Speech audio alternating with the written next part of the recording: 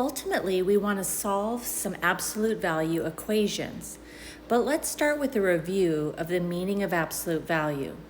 So absolute value is the distance a number is from zero. So the absolute value is how far is the number 1 from 0, and it is 1 away. The absolute value of 3 is how far away is the number 3 from 0, and 3 is 3 away from 0.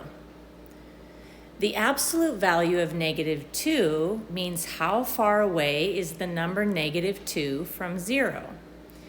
And the number -2 is 2 away from 0. The absolute value of -2 is 2.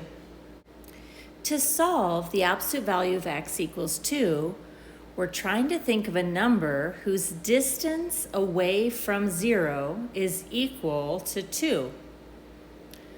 Well, both the number 2 and the number -2 are a distance of 2 away from 0.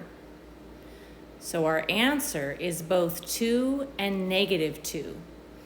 A shortcut way of writing both 2 and -2 is plus or minus 2.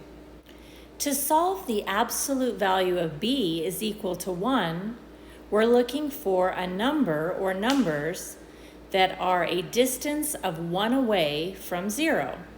And both the number 1 and -1 are 1 away from 0. So our answer is 1 and -1, otherwise known as plus or minus 1. For this last equation, we're looking for a number whose distance away from 0 is -2. When we try to measure a distance of -2, we of course realize our tape measure does not have negative numbers.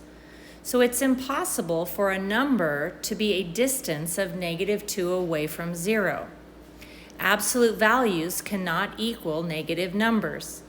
So this one is no solution.